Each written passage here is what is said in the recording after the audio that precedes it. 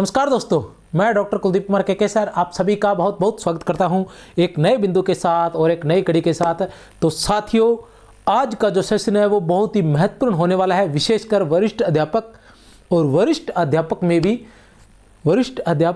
में भी संस्कृत शिक्षा से जो तैयारी करने वाले हैं उनके लिए। तो आज जो मैं वीडियो लेकर आया हूँ वो है कुरुक्षेत्र से संबंधित।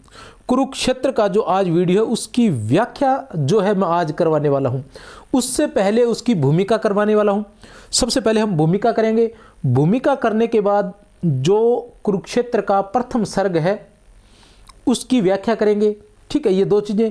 इसके साथ साथ मैं आज आपको बताने वाला हूं कि भूमिका में से कौन कौन से क्वेश्चंस आए हुए हैं और कितने प्रश्न आए हैं, किस प्रकार के प्रश्न जो है भूमिका में से पूछे गए हैं। उसके बाद जैसे ही मैं व्याख्या करवाना प्रारंभ करूंगा तो व्याख्या में से भी मैं बताऊंगा कि प्रथम सर्ग में से प्रथम सर्ग जो है कुरुक्षेत्र का प्रथम सर्ग जो लगा हुआ है वरिष्ठ अध्यापक और संस्कृत शिक्षा दोनों में, ठीक है ना, सामान्य और संस्कृत शिक्षा दोनों में, तो प्रथम सर्ग के प्रथम पद से कितने क्वेश्चंस आए हैं, कहाँ से आए हैं, और अंतिम पद से कितने क्वेश्चंस आए हैं और कहाँ से किस प्रकार के प्रश्न जो है पूछे गए हैं, ये साथ का साथ मैं क्लियर करता जाऊंगा, आपको क्वेश्चन आंसर भी बताता जाऊंगा। देखते हैं। सबसे पहले आते हैं भूमिका पर।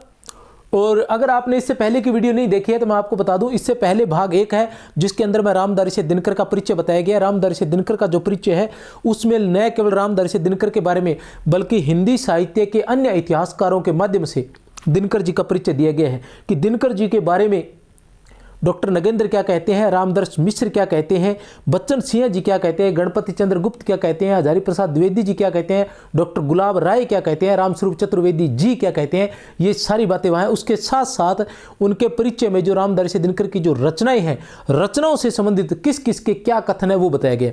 भाग 2 जो है उसके अंदर कुरुक्षेत्र का सारांश है।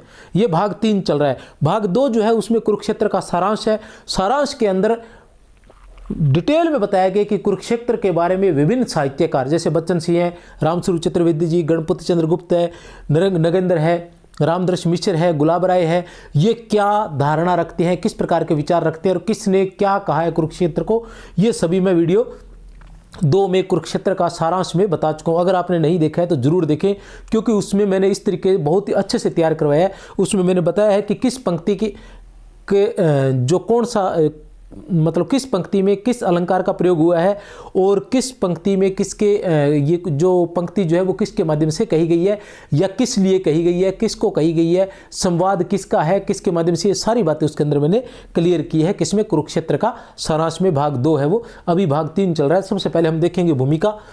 तो उससे पहले मैं आपको बता दूं कि ये अपने 2 कोर्स भी चल रहे हैं। ये इसलिए बार बार थोड़ा सा बता देना हूँ क्योंकि ये अपने जो है अभी नया ऐप शुरू हुआ है, तो सोचता हूं कि आप तक सूचना पहुंच जाए, क्योंकि पहले काफ़ी सारे विद्यार्थी पूछते थे कि सर अपना ऐप है क्या, तो वो मैं बता रहा हूं, ठीक है ना। बाकी कोर्स वो ज़रूरी नहीं है, ये वीडियो आप देखें और निःशुल्क यहाँ आता रहेगा यूट्यूब पर लगातार पूरा का पूरा कोर्स ऐप का। लेकिन फिर भी अगर आप लेना चाहें, क्योंकि वहाँ सम्मिलित रूप से एक ही जगह मिल जाती है, कोई एड वेड का कोई चक्कर नहीं रहता। तो वरिष्ठ अध्यापक का जो पूरा का पूरा कोर्स है वो 1499 रुपये में है और इसकी जो टेस्ट सीरीज है वो 699 की है।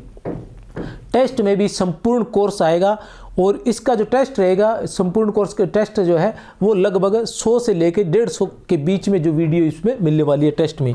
और इसमें कोर्स में तो कोई उसकी सीमा नहीं है फिलहाल। और आरपीसी स्कूल वे खाता का भी 1499 रुपये में पूरा कोर्स है और टेस्ट जो है वो 699 रुपये में है। और इसमें भी लगभग 100 से अधिक वीडियो जो है, 100 से क्या 150 वीडियो कम से कम रहेगी। और संस्कृत शिक्षा वालों के लिए छोटा सा कोर्स है, 199 रुपये में कम से कम 100 वीडियो, इसके साथ पीडीएफ वगैरह और अन्य सारी सुविधाएं मिलेगी। और इसके अलावा अगर आपको पीडीएफ चाहिए तो 63 771 24 802 पर आप व्हाट्सअप भी कर सकते हैं। और इसके अलावा अपना ऐप है, प्ले स्टोर पर जाकर, गूगल से प्ले स्टोर पर जाकर आप अपना ऐप डाउनलोड कर सकते हैं जिसका नाम है संकुल मार्गदर्शन। वहाँ पर ये जो आज करवा रहा हूँ, इससे पहले जो करवाया है, इन सभी की पीपीटी और पीडीएफ दोनों वहाँ उपलब्ध रहेगी। वहाँ एक फोल्डर बना हुआ है जिसे लिखा हुआ है निःशुल्क फ्री डाटा, ऐसा कुछ उसके अंदर लिखा हुआ है, ठीक है ना। तो वहाँ ये सारी की सारी सामग्री जो है निःशुल्क उपलब्ध रहेगी, तो आप वहाँ जाकर पढ़ भी सकते हैं। पुनः अगर मेरा वीडियो इधर उधर हो जाए तो वहाँ जाकर आप याद कर सकते हैं, किसी तथ्य को वहाँ से ले सकते हैं और वहाँ से नोट्स भी बना सकते हैं। तो चलिए चलते हैं भूमिका में। भूमिका जो होती है वो बहुत ही महत्वपूर्ण होती है। मैं नॉर्मली भी यही कहता हूँ कि जो बड़े बड़े काव्य संग्रह है या काव्य रचनाएं होती है जिनको हम नहीं कर पाते हैं, पद्य संग्रह जो रहते हैं, अगर उनको हम नहीं कर पाते हैं तो हमें एक काम अवश्य करना चाहिए कि उसका प्रथम पद अवश्य पढ़ना चाहिए, उसका अंतिम पद अवश्य पढ़ना चाहिए और उसकी भूमिका 100 में से 100% पढ़नी चाहिए। ये 3 चीज़ें आपको अच्छे से याद होनी चाहिए।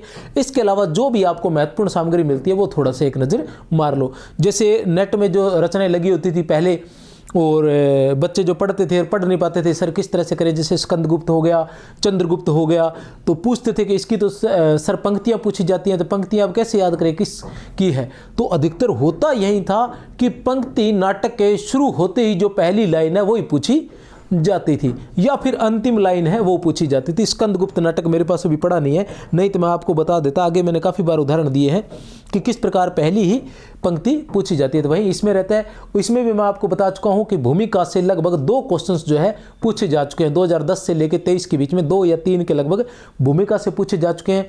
जो प्रथम पद है उसमें से 2 क्वेश्चंस पूछे जा चुके हैं, वो भी मैं अभी जो व्याख्या करवाऊंगा तो मैं बताऊंगा कौन कौन से 2 क्वेश्चंस है और किस प्रकार पूछे हैं। और उसके बाद जो है जो अंतिम पद है, अंतिम पद से 4 क्वेश्चंस पूछे गए हैं। ठीक है ना, कितने क्वेश्चंस पूछे गए? 4 क्वेश्चंस पूछे गए। उन 4 क्वेश्चंस को भी मैं यहाँ पर संदर्भ के रूप में बताऊंगा और वैसे उन सभी को अलग से करने वाला हूँ, वो वीडियो भी जरूर आप देखें। तो भूमिका क्या है? कुरुक्षेत्र की रचना भगवान व्यास के अनुकरण पर नहीं हुई है। क्या कह रहे हैं रामधारी से दिनकर जी? क्या कह रहे हैं कि कुरुक्षेत्र की रचना किसकी? कुरुक्षेत्र की रचना भगवान व्यास, भगवान व्यास अर्थात वेद व्यास जिन्होंने महाभारत की रचना की थी। तो रामधारी से दिनकर कह रहे हैं कि मैंने कुरुक्षेत्र की रचना वेद व्यास के अनुकरण पर नहीं की है और न महाभारत को दोहराना ही मेरा उद्देश्य रहा है। ठीक है ना, मुझे जो कुछ कहना था वह युधिष्ठिर और भीष्म का प्रसंग उठाए बिना भी कहा जा सकता था। अब भगवान व्यास वेद व्यास, ठीक है ना, इनका नाम कृष्णायन भी था और ये जो है मतलब जो महाभारत थी वो इन्होंने इसलिए लिखी थी कि पूरी की पूरी महाभारत के जो जितने भी लोग थे वो सभी इन्हीं के वंशज थे। कहाँ से लेकर? धृतराष्ट्र से लेकर। धृतराष्ट्र जो थे वो वास्तव में इनके ही पुत्र थे। पांडव जो थे वो भी इनके ही पुत्र थे। पांडव मतलब जो पांडव जो था, धृतराष्ट्र का भाई जो पांडव था। विदुर जो था वो भी इनका ही पुत्र था। ठीक है, ये तीनों के तीनों इनके पुत्र थे, जिनमें से पहले धृतराष्ट्र को राजा बनाना था लेकिन वो अंधे होने के कारण नहीं बन पाया, तो फिर पांडव को राजा बनाया, लेकिन पांडव इतना शक्तिशाली नहीं था तो वह सोचता है कि मेरे बड़े भाई को बनाना चाहिए, इसलिए वो छोड़कर वनवास में चले जाते हैं पांडव जो होते हैं। तो फिर पीछे से धृतराष्ट्र को ही राजा बना दिया जाता है और विदुर को इसलिए नहीं बनाया जाता क्योंकि विदुर जो होता है वो मतलब दासी पुत्र होता है। दासी सुभद्रा नाम की एक दासी होती है, उसका पुत्र रहता है, इसलिए विदुर को नहीं बनाते। जबकि विदुर विद्वान होता है इन सभी में, लेकिन वो दलित कहलाता है, शूद्र कहलाता है, दासी पुत्र कहलाता है, इसलिए उसको राजा नहीं बनाया जाता। इससे संबंधित एक नाटक भी है हस्तिनापुर नाम से, डॉक्टर नंद किशोर आचार्य जी का नाटक लिखा हुआ है।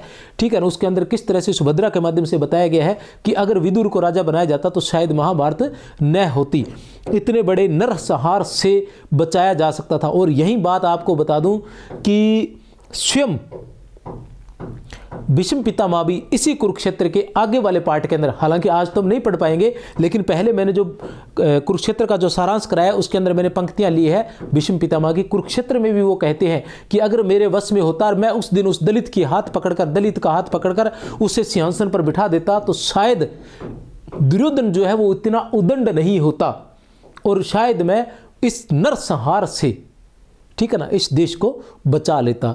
तो ऐसा था कि उस दलित होने के नाते उसे जो है राज्य नहीं मिला था। तो ये सारी की सारी जो कहानी है ये वेद व्यास की ही है, वंशजों की है। ठीक है ना, इसलिए क्या है कि इन्होंने ही ये पूरी की पूरी कहानी जो है लिखी थी कि किस प्रकार क्या होता है। ठीक है ना, अब दिनकर जी क्या कहते हैं, वह युधिष्ठिर और भीष्म का प्रसंग उठाए बिना भी कहा जा सकता था, किंतु तब यह रचना शायद प्रबंध के रूप में न उतरकर मुक्तक बन गई रही होती। अब ये बातें मतलब हम पढ़ जाते हैं लेकिन हम पढ़ तो जाते हैं, पढ़ते वक्त बड़ी आसान लगती है, लेकिन जैसे क्वेश्चन पुट किया जाता है तो समस्या उत्पन्न हो जाती है कि अगर दिनकर युधिष्ठिर और भीष्म का प्रसंग न लेते, अगर युधिष्ठिर भीष्म और युधिष्ठिर का प्रसंग न लेते तो रचना का रूप क्या होता? तो रचना का रूप क्या होता? तो रचना क्या होती? रचना मुक्तक बनकर रह गई होती। रचना क्या है? मुक्तक बनकर रह गई होती। और युधिष्ठिर और भीष्म का प्रसंग लेने से वो क्या बन गई? प्रबंध बन गई। और प्रबंध के रूप में उन्होंने प्रयास नहीं किया था, मेरी कोई निश्चित योजना नहीं थी। बात यूं हुई कि पहले मुझे, सबसे पहले उन्हें किसे किया था? अशोक के निर्वेद ने आकर्षित किया। रामधारी दिनकर को कुरुक्षेत्र से पहले किसने आकर्षित किया था? तो अशोक के निर्वेद ने आकर्षित किया था। और उसी के आधार पर उन्होंने कलिंग विजय नामक एक कविता लिखी थी। उसी पर उन्होंने कलिंग विजय नाम की एक कविता लिखी थी। कलिंग विजय नाम की जो कविता है, ये उनकी भूमिका में नीचे संदर्भ में स्पष्ट रूप से दिया हुआ है कि उनके काव्य संग्रह सामधेनी से ये ली गई है। किनके काव्य संग्रह? सामधेनी में ये संकलित है कलिंग विजय कविता। लिखते लिखते मुझे ऐसा लगा, क्या ध्यान रखें, कलिंग विजय कविता नामक कविता लिखते लिखते मुझे ऐसा लगा मानो युद्ध की समस्या मनुष्य की सारी समस्याओं की जड़ हो।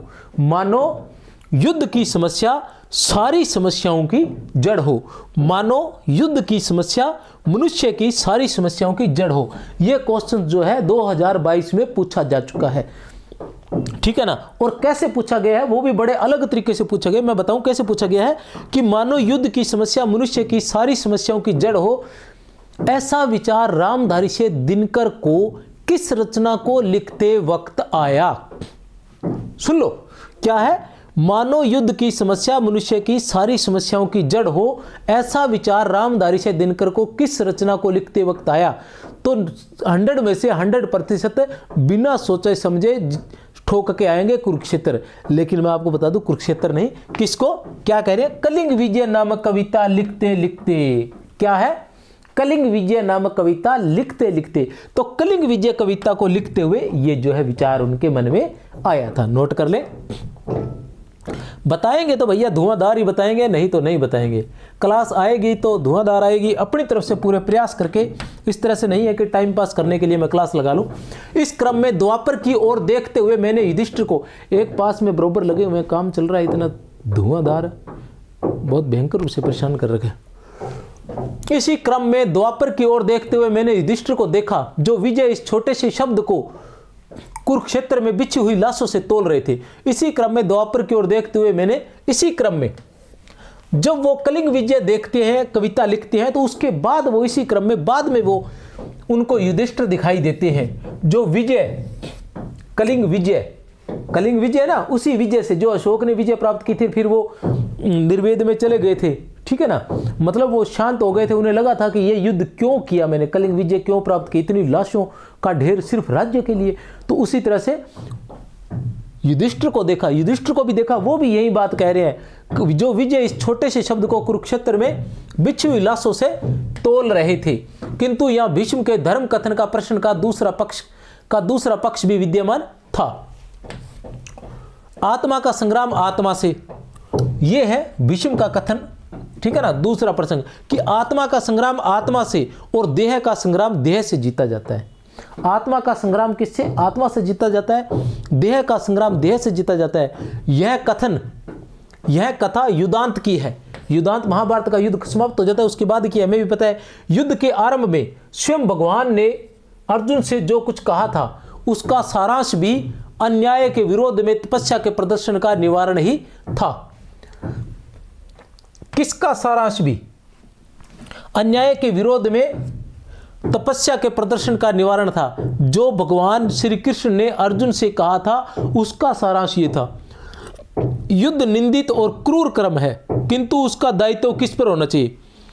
युद्ध जो है निंदित और क्रूर कर्म है, किंतु उसका दायित्व किस पर होना चाहिए? उस पर जो अनीतियों का जाल बिछाकर प्रतिकार को आमंत्रण देता है, या उस पर जो जाल को छिन्न भिन्न कर देने के लिए आतुर है।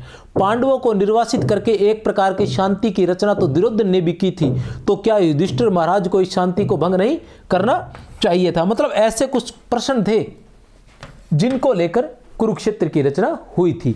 भी युद्ध होना चाहिए कि युद्ध नहीं होना चाहिए?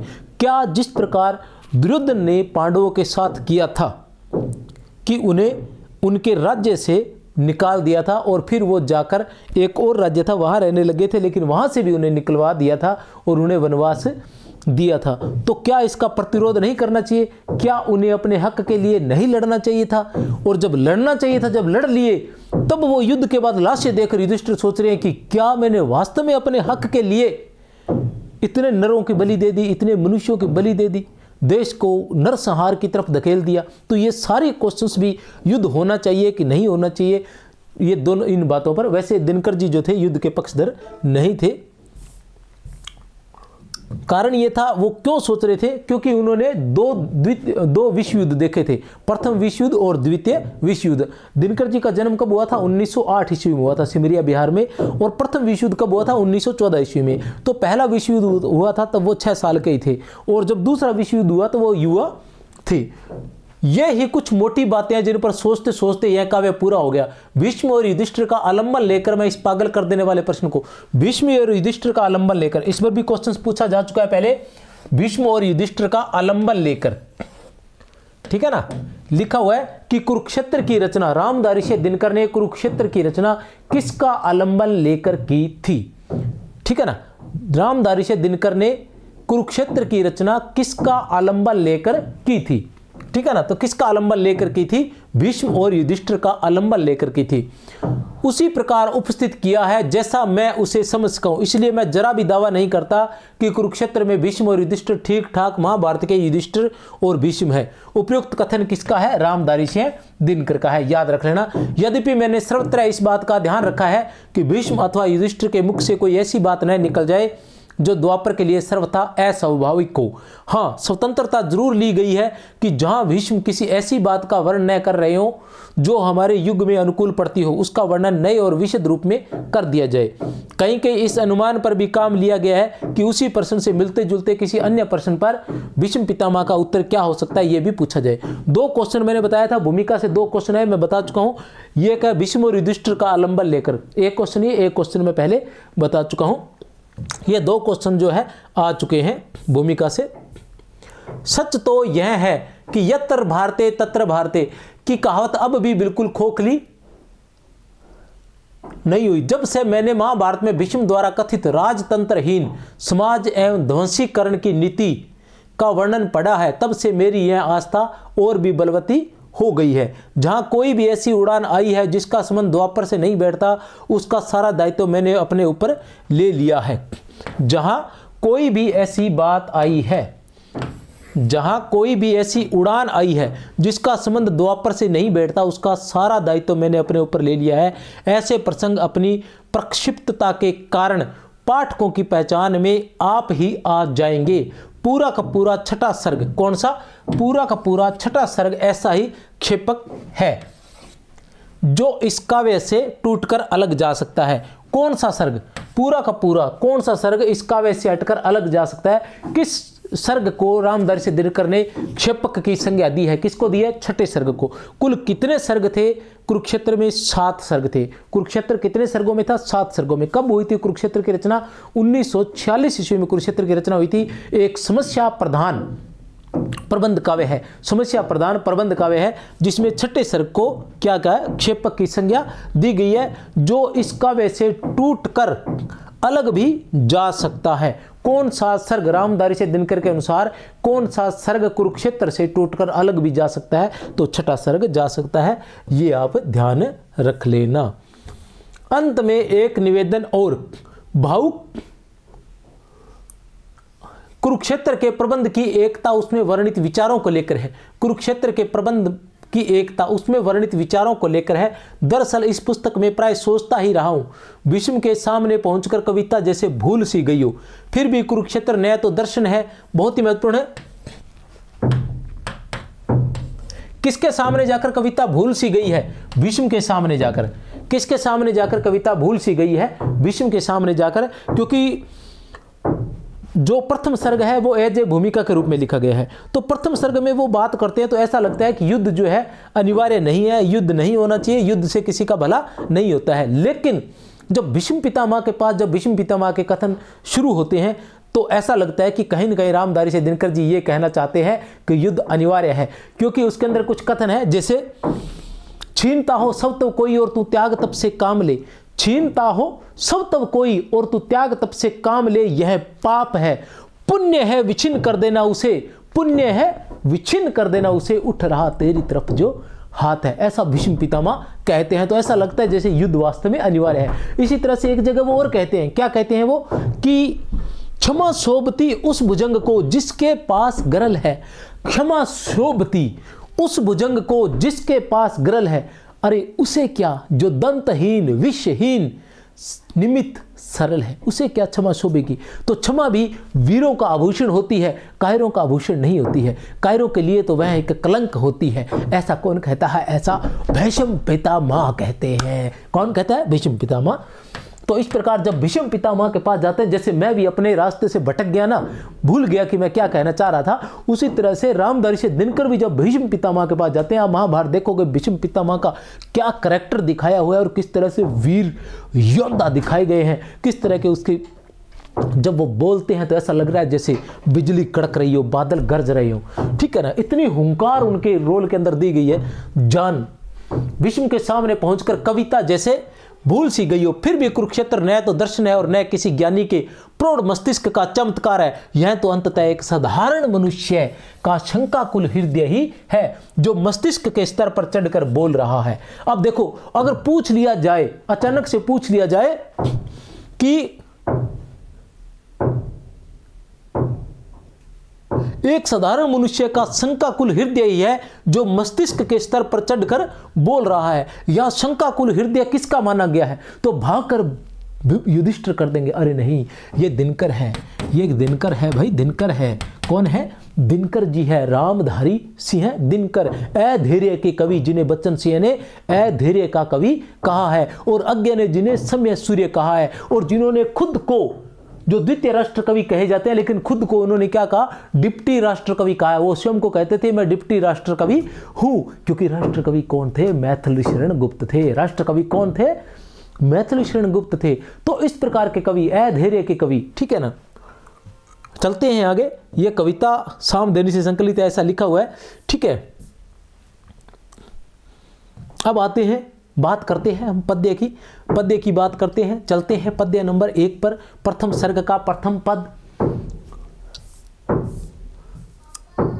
क्या कहता है। प्रथम सर्ग का प्रथम पद देख लेते हैं। वह कौन रोता है वहां, वह कौन रोता है वहां, कौन रोता है वहां इतिहास के अध्याय पर, वह कौन रोता है वहां इतिहास के अध्याय पर। क्या कहना चाहते हैं कवि दिनकर इसके माध्यम से, कवि कहना चाह रहे हैं कि वह कौन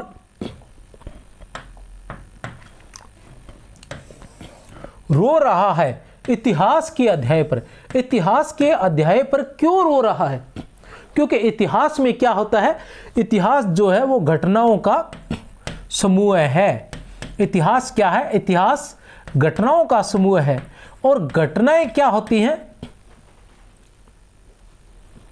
कैसी घटनाएं, घटनाएं हैं कुछ ऐसी घटनाएं जिनके कारण कुछ अलग हुआ, और वो घटनाएं, उन घटनाओं से क्या हुए हैं, युद्ध हुए हैं। अधिकतर क्या है, इतिहास युद्धों का ही वर्णन है। अधिकतर क्या है, इतिहास युद्धों का ही वर्णन है, या मारपीट का ही वर्णन हम कह सकते हैं कि इसने, इस राजा ने उसको मारा, इस राजा ने उस पर हमला किया, इस सन के अंदर इसने उससे विजय प्राप्त की, उसने उससे विजय प्राप्त की, इस राजा ने यहां से लेके वहां तक शासन किया। तो इस प्रकार की बात कर रहे हैं। वह कौन रोता है वहां इतिहास के अध्याय पर। अब युद्धों पर क्यों रो रहा है वो, इतिहास का अध्याय मतलब इतिहास का एक पन्ना, और इतिहास का एक पन्ना मतलब इतिहास का एक युद्ध, और युद्ध पर क्यों रो रहा है, क्यों रो रहा है, क्योंकि जिसमें लिखा है, उसमें क्या लिखा है, नौजवानों के लहू का मोल। वो जो एक पन्ना नहीं है, वो नौजवानों के लहू का मोल है। नौजवानों के लहू का मोल, प्रत्यय किसी, प्रत्यय विश्वास,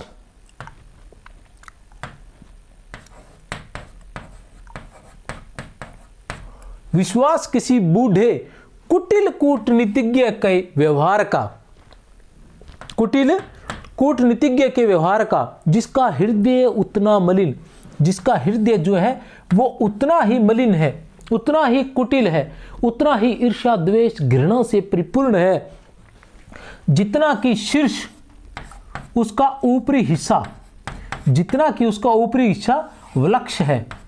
वलक्ष का मतलब होता है स्वच्छ साफ सुंदर, स्वच्छ साफ सुंदर। लेकिन यहां वलक्ष मैंने चमकदार क्यों लिखा है?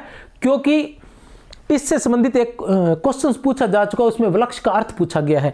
कब पूछा गया था वो क्वेश्चन पूछा गया था 2022 ईस्वी में, कि जिसका हृदय उतना मलिन जितना कि शीर्ष वलक्ष है, वलक्ष से आशय है।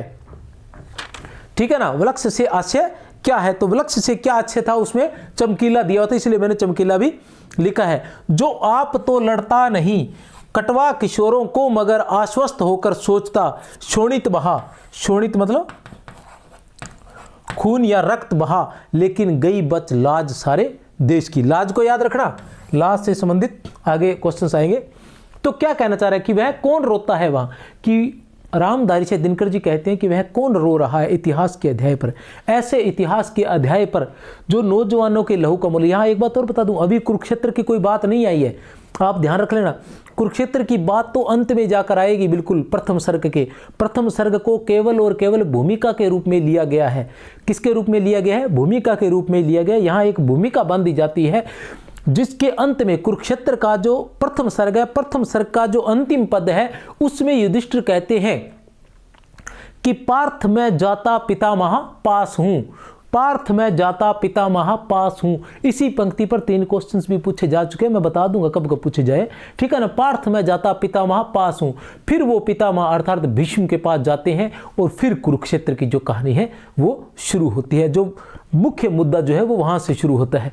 तो ये जो बात है वह कौन रोता है, तो वह कौन रोता है के लिए दिनकर जी कहते हैं कि अक्सर लोग क्या इसके बारे में क्या सोच लेते हैं, ये सोचते हैं कि वह कौन रोता, तो वहां कौन रो रहा है, तो युधिष्ठिर से लगा लेते हैं। लेकिन यहां युधिष्ठिर नहीं है, यहां वो प्रत्येक व्यक्ति है जो युद्ध विरोधी है।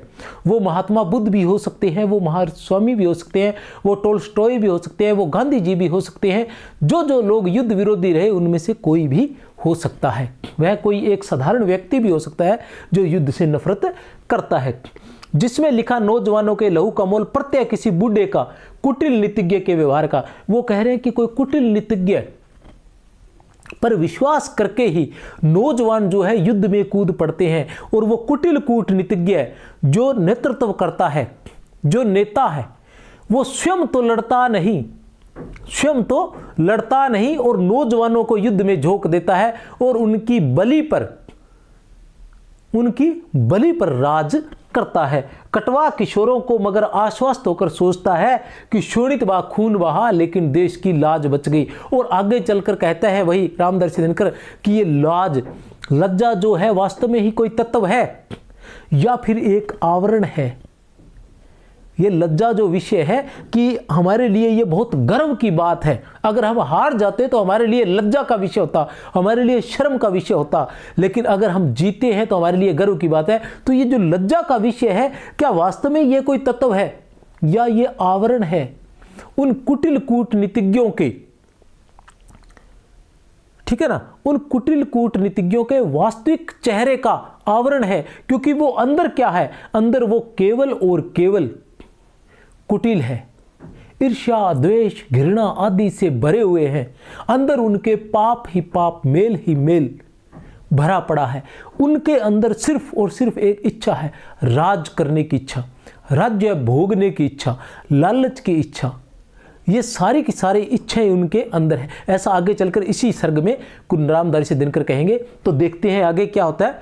और आपको बता दूं, जिसका हृदय उतना मलिन जितना कि शीर्ष वलक्ष है, जिसका हृदय उतना मलिन जितना कि शीर्ष वलक्ष है, इससे 2 क्वेश्चंस पूछे जा चुके हैं इस एक पंक्ति से। एक बार तो क्या पूछा गया है? वलक्ष का अर्थ पूछा गया है कि वलक्ष का 2022 में क्या पूछा गया था?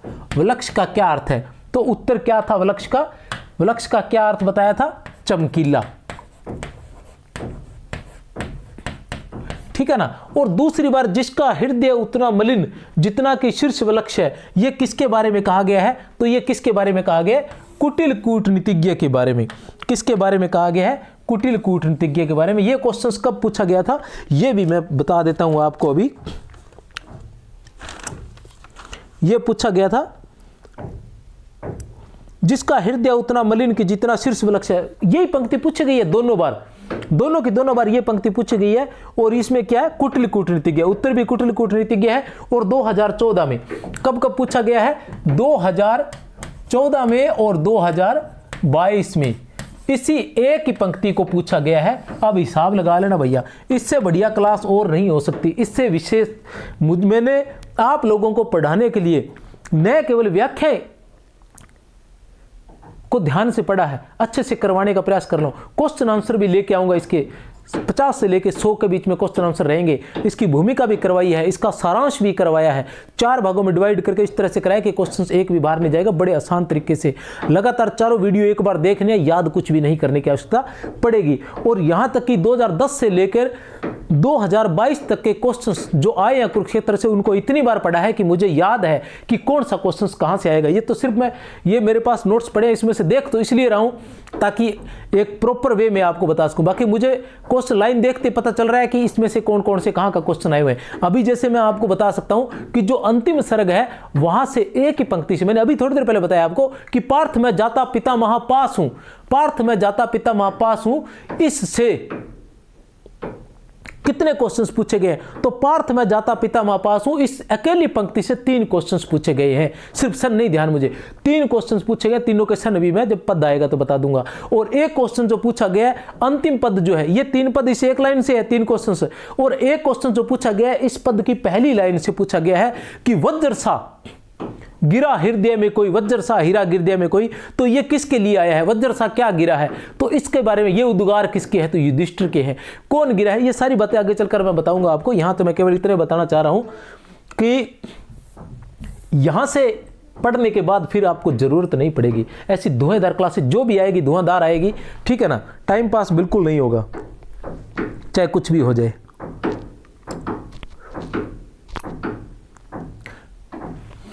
और तब सम्मान से जाते गिने नाम उनके, तो और तब सम्मान से गिने जाते नाम उनके, देशमुख की लालिमा है बची जिनके लुटे सिंदूर से। देशमुख की, देश की प्रतिष्ठा, देशमुख की लालिमा, देशमुख की लालिमा, पूरे शब्द का अर्थ होगा देश की प्रतिष्ठा।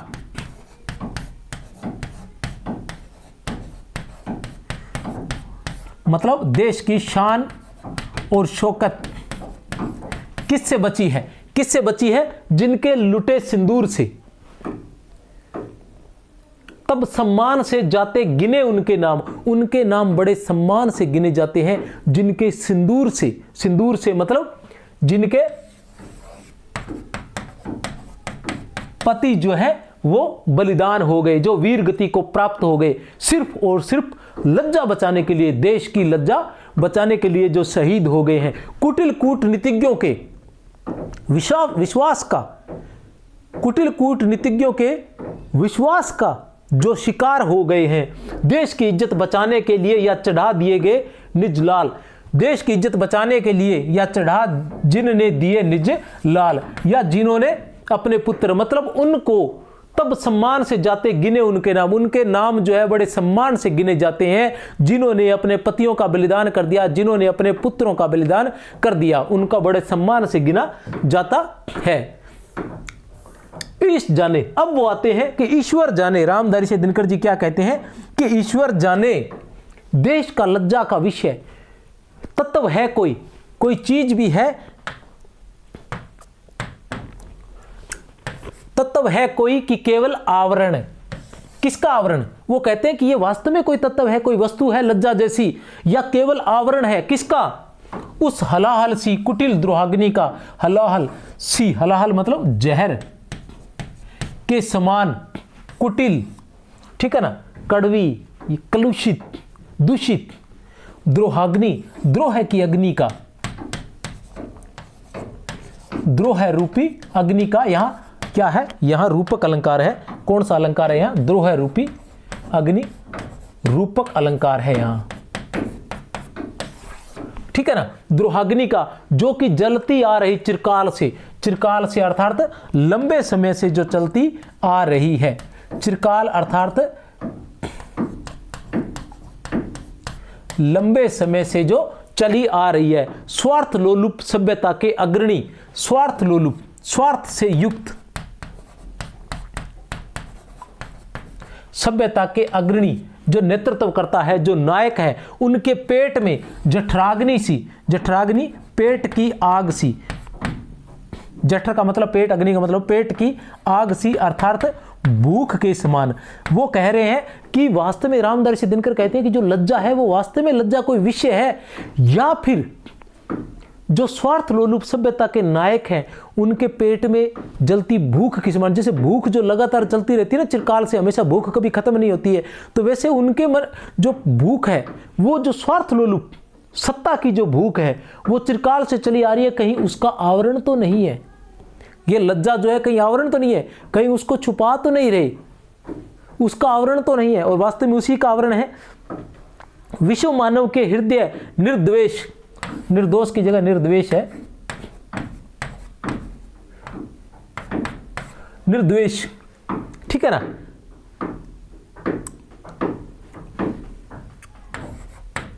निर्द्वेष मूल हो सकता नहीं दोहाग्नि का।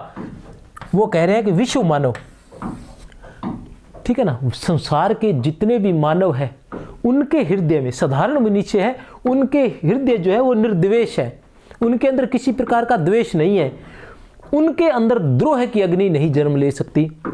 चाहता लड़ना नहीं समुदाय, जो साधारण समुदाय है वो कभी भी नहीं लड़ना चाहता, एक साधारण मनुष्य जो कभी नहीं लड़ना चाहता। लड़ते कौन है? विषैले व्यक्तियों की सांस से, ठीक है ना, फैलती लपटे विषैले व्यक्तियों की सांस से अर्थात जब वो सोचते हैं, जब वो बोलते हैं, तो उनकी बोलने से ही ये जहर, ये जो लपटे हैं आग, मतलब युद्ध की जो लपटे हैं, ये जो है उनके बोलने से ही फैलती है, कुटिल कूटनीतिज्ञों के, ठीक है ना। तो जो देश का लज्जा का विषय, रामधारी दिनकर कहते हैं कि देश की लज्जा का जो विषय है वो वास्तव में क्या है? कुटिल कूटनीतिज्ञों की, ठीक है ना, कुटिल कूटनीतिज्ञों के दिमाग में लंबे समय से पल रही उस कुटिल या हलाहल सी, उस हलाहल सी कुटिल नीति का जो है परिणाम है, कुटिल कूटनीति का परिणाम है। एक बार और देख लेते हैं, ठीक है ना। क्या है कि लज्जा जो विषय है वो वास्तव में आवरण है। किसका आवरण है? हलाहल सी कुटिल द्रोहाग्नि का, हलाहल सी कुटिल द्रोहाग्नि का, जहर के समान उस अग्नि का आवरण है। और वो अग्नि कहां जलती रहती है? वो स्वार्थ लोलुप सभ्यता के अग्रणी नायकों के हृदय में जलती रहती है। तो उसका जो देश का लज्जा का विषय बताया जाता है वो उसका आवरण है। हर युद्ध के पहले रामधारी दिनकर कहते हैं कि हर युद्ध के पहले द्विधा लड़ती उबलते क्रोध से, कि हर युद्ध से पहले द्विधा होती है कि युद्ध लड़ा जाए या न लड़ा जाए, वो उबलते क्रोध से, क्योंकि जब हम क्रोध होता है तभी हम युद्ध करते हैं, लेकिन उस युद्ध से वो द्विधा लड़ती रहती है कि हमें युद्ध करना चाहिए नहीं करना चाहिए, क्या वास्तव में युद्ध ही अनिवार्य है, क्या युद्ध के बिना काम नहीं चल सकता। युद्ध के पहले मनुज है सोचता, क्या शस्त्र ही उपचार है अमोघ, अमोघ का मतलब अचूक, एकमात्र, क्या एकमात्र उपचार उपाय युद्ध ही है, उसके अलावा कोई उपचार नहीं है। अन्याय का अपकर्ष का, अपकर्ष अवनति, विष का, गर्ल में द्रोह का, जहर के समान इस द्रोह का, ठीक है ना। वो कहता है कि इस अन्याय का, इस अपकर्ष का भी, जब भी युद्ध क्यों होते हैं? क्योंकि एक व्यक्ति को यह लगता है कि उसके साथ अन्याय हुआ है, उस अन्याय के लिए वह व्यक्ति, जैसा महाभारत में होता है, उस अन्याय के लिए वह व्यक्ति लड़ता है। या एक व्यक्ति ये सोचता है कि ये जो कार्य है ये न्याय है, ये मुझे करना चाहिए, तब युद्ध होते हैं। तो वो कह रहा है कि इस अन्याय का, इस अपकर्ष का, इस विष का, इस गर्ल में द्रोह का क्या और कोई उपाय नहीं है सिवाय शस्त्र के भी शस्त्र उठाने के सिवा, अर्थात युद्ध के अलावा इसका कोई उपाय नहीं है, ऐसा वो सोचता है, लेकिन फिर भी लड़ता है। मगर लड़ना उसे पड़ता, मगर और जीतने के बाद भी रणभूमि में देखता है सत्य को रोता हुआ। और रणभूमि में, युद्ध क्षेत्र में जीतने के बाद वह सत्य को रोता हुआ देखता है कि सत्य रो रहा होता है लाशों पर। वो लड़ता किसके लिए? सत्य के लिए रोता है, सत्य के लिए लड़ता है, लेकिन सत्य को ही अंत में लड़ता हुआ देखता है। वह सत्य है जो रो रहा इतिहास के अध्याय पर, विजय पुरुष के नाम पर कीचड़ नयन का डालता। विजय पुरुष के नाम पर, जिसने विजय प्राप्त की है, कीचड़ नयन का डालता। कीचड़ नयन का डालना अश्रद्धा या अविश्वास होना, अश्रद्धा या अविश्वास होना किसके प्रति? विजेता के प्रति। तो कवि यहां कहना चाहते हैं कि जो जीत जाता है उसके प्रति भी जो लोग हैं, जो संसार है, वो विश्वास नहीं करता है, उस पर भी विश्वास वो नहीं करता है। तो ये सारी चीजें जीत कर भी वो जीत नहीं पाता है, तो फिर युद्ध क्यों लड़े जाते हैं? लेकिन दिनकर जी कहते हैं कि ऐसा लगता है सब के सब पत्थर के बने हुए। उस सत्य के आघात से है बना उठती शिराएं, शिराएं अर्थात नसें।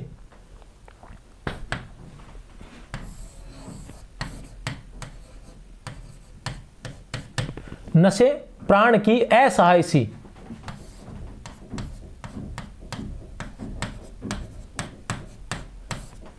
बेसहारा या जो कुछ कर न सके। सहसा विपंची, विपंची का अर्थ है वीणा, पर लगे कोई अपरिचित, अनजान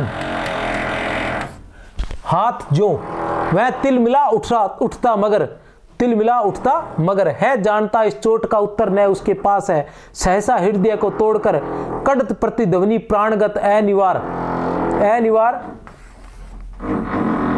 जिसका निवारण न हो सके, जिसका निवारण न हो सके। सत्याघात, सत्य की चोट की। नर बहाया रक्त का, हे भगवान मैंने क्या किया। नर का बहाया रक्त, हे भगवान मैंने क्या किया।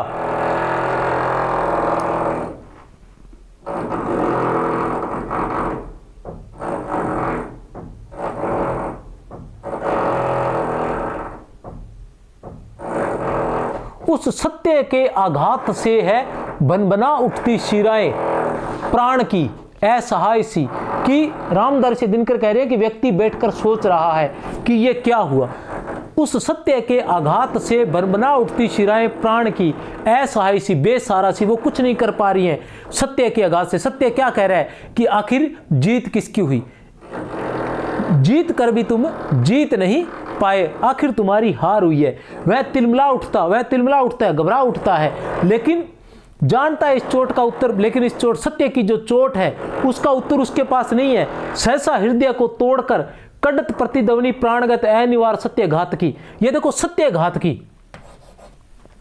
कड़त निकलती है, बाहर आती है, प्रतिध्वनि किसकी? प्राणगत अनिवार, ठीक है, जिसका निवारण न हो उसके। ऐसी ध्वनि सत्य की चोट के रूप में एक ध्वनि बाहर आती है जो क्या है? नर का बहाया रक्त, हे भगवान मैंने क्या किया। नर का बहाया रक्त, हे भगवान मैंने क्या किया। ये किसकी प्रतिध्वनि है? ये सत्य की है। किसकी प्रतिध्वनि है? ये सत्य की प्रतिध्वनि है। और ये क्वेश्चंस पहले पूछा जा चुका है, ये क्वेश्चंस पहले पूछा जा चुका है कि नर का बहाया रक्त, हे भगवान मैंने क्या किया। ये उद्गार किसके है? ये उद्गार किसके है? तो ऐसा पूछा गया। तो किसके उद्गार है ये सत्य के उद्गार है। कब पूछा गया क्वेश्चंस? खाली सन देखूंगा।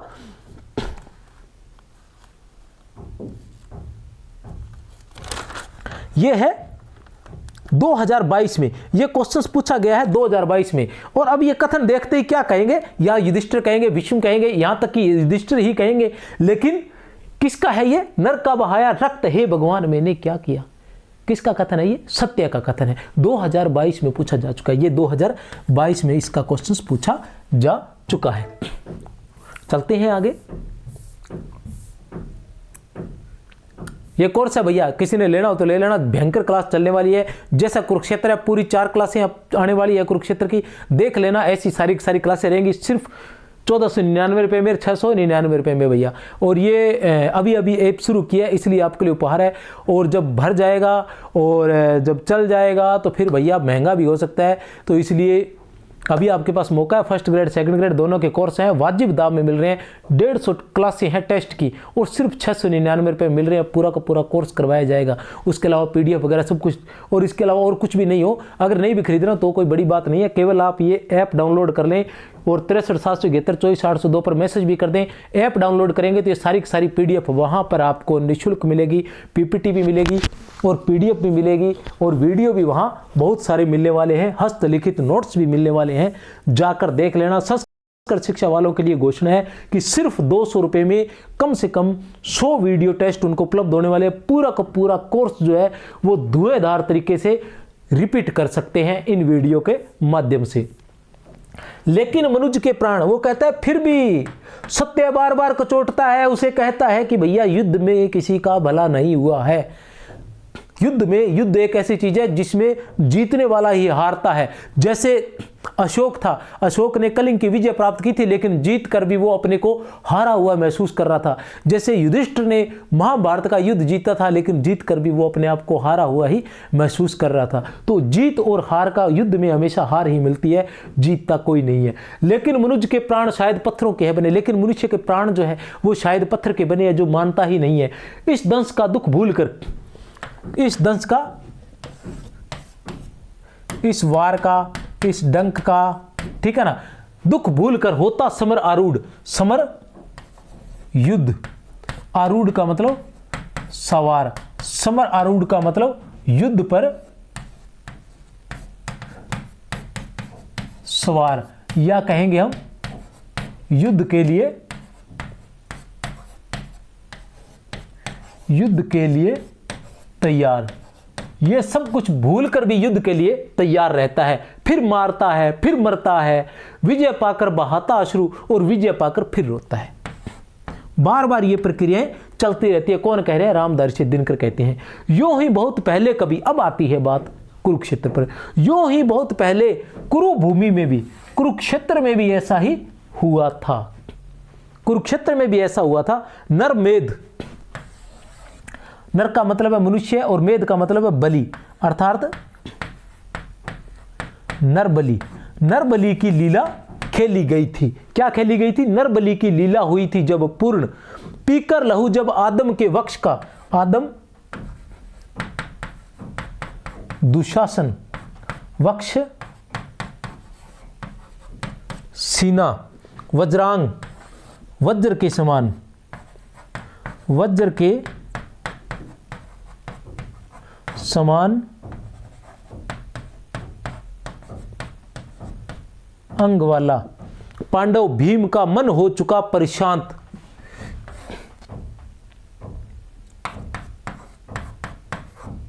तुष्ट, ठीक है ना। तो अब क्या कह रहे हैं कि आज से बहुत पहले कुरुक्षेत्र में भी एक नरबलि की लीला हुई थी। नरबलि की लीला हुई थी, उसमें क्या हुआ था कि पीकर लहू, दुशासन के सीने का लहू पीकर, दुशासन के सीने का लहू पीकर वज्र के समान अंग वाला पांडव भीम जो था वो शांत हुआ था, उसका क्रोध जो शांत हुआ था। ऐसा आज से बहुत वर्षों पहले हुआ था। कहने से तात्पर्य यह है कि यहाँ क्या है, आगे चलकर द्रौपदी का भी आएगा। तो क्या था कि जब कौरव जो थे, ठीक है ना। अब एक बात बताना चाहता हूं मैं अपनी तरफ से, रामदर्शी दिनकर के साथ साथ, ठीक है ना, कि कौरवों और पांडवों के बीच में क्या हुआ, जुआ खेल रहे थे। सबसे पहली बात तो ये कि सत्य और असत्य की जब बात चल रही है, तो जुआ जब खेला जा रहा है तो जुआ खेलने वाला एक तो सत्य का भागीदार हो गया और दूसरा असत्य का भागीदार हो गया। बड़ी बड़ी बात है, ठीक है ना। अब वो जब जुआ ही खेल रहे हैं तो उनमें से कौन अच्छा और कौन बुरा, ठीक है ना, पहली बात तो ये हो गई। दूसरी बात, जब वो जुआ खेल रहे हैं और जुए में अपनी पत्नी को लगा रहे हैं, छल से, कह रहे हैं कि छल से उनके साथ पत्नी को लगा दिया गया। क्या कोई ऐसा छल हो सकता है? कोई मनुष्य, वर्तमान मनुष्य ये बता सकता है कि उसके साथ भी कोई ऐसा छल हो सकता है कि वो अपनी पत्नी को जुए में दांव पर लगा दे और फिर उसी पत्नी के लिए लड़े? ठीक है ना, कौन सत्य है और क्या असत्य है? तो ये कुछ भी सत्य और असत्य कुछ भी नहीं होता है। ठीक है ना, कहाँ वो उसी पत्नी को, जब वो जुए में हार जाते हैं और दुशासन, अब मैं यहाँ कुरुक्षेत्र की कहानी लेकर आता हूँ, ठीक है ना, दुशासन उसको बालों से पकड़ते हुए लेकर आता है। अब उसने जीता है, अब वो जीती हुई चीज को लेकर आएंगे। और जीता किसने था? पहले पांडवों ने क्या किया था? पांडवों ने भी तो द्रौपदी को जीता ही था। ठीक है ना, अर्जुन उसको जीत कर लाया था और लाते ही उसने कहा कि माँ मैं कुछ जीत कर लाया हूं, तो माँ ने कहा कि बेटा पांचों आपस में बांट लो। अर्जुन जब द्रौपदी को जीत कर लाते हैं तो लाते ही वो कहते हैं, बाहर से कहते हैं कि माँ देखो मैं क्या जीत कर लाया हूं, और अंदर से माँ के वाक्य आता है कि बेटा जो भी जीत कर लाए हो पांचों आपस में बांट लो। और अब माँ के कहे वाक्य वापस तो आ नहीं सकते हैं और पांचों पत्नी को बांट लेते हैं और फिर उसी पत्नी को जुए में हार जाते हैं। और जब जुए में हार जाते हैं तो दुशासन उसको बालों से पकड़ता हुआ खींचकर भरी सभा में लेकर आता है और उसकी साड़ी उतारने का प्रयास करता है। लेकिन उस वक्त वो द्रौपदी जो है वो प्रतिज्ञा करती है कि आज मेरे बाल जो खुले हैं वो तब बंधेंगे जिस दिन मैं तुम्हारे खून से अपनी चोटी करूंगी, तुम्हारे सीने के खून से। और भीम जो है वो प्रतिज्ञा करता है कि मैं एक दिन तुम्हारी छाती चीर कर तुम्हारा सीना बाहर निकाल कर तुम्हारा खून पी जाऊंगा।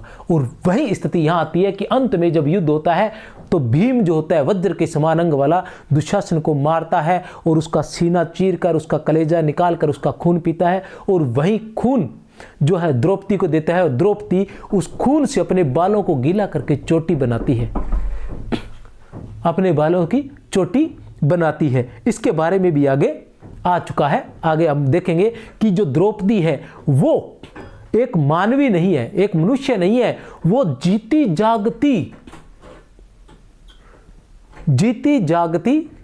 विद्रोह की ज्वाला है। विद्रोह की, एक सेकंड, क्या बोला था उसने? हाँ, प्रतिशोध की ज्वाला है, जीती जागती प्रतिशोध की ज्वाला है। इतनी बार पढ़वाया है आप लोगों ने यारों कि सारा याद सही हो गया कि किसके बाद। और जो व्रत मुक्त केशी किसे कहा गया है? तो द्रौपदी को कहा गया है। व्रत मतलब प्रण, प्रतिज्ञा, और व्रत मुक्त नहीं, व्रत प्रतिज्ञा युक्त, मुक्त केशी, खुले केस वाली।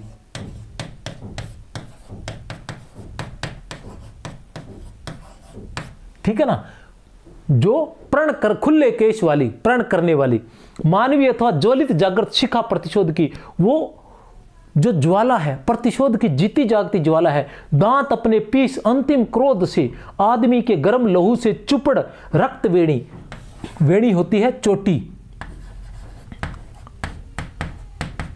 खून से बनी चोटी, मतलब वो अपने खून से भिगोकर अपनी चोटी बनाती है। जो 13 वर्ष से, कितने वर्षों से खुले थे उसके बाल द्रौपदी के? 13 वर्षों से उसके द्रौपदी के बाल जो थे वो खुले थे। और जब पविकाय पांडव भीम ने, यहां से भी क्वेश्चंस पूछा जा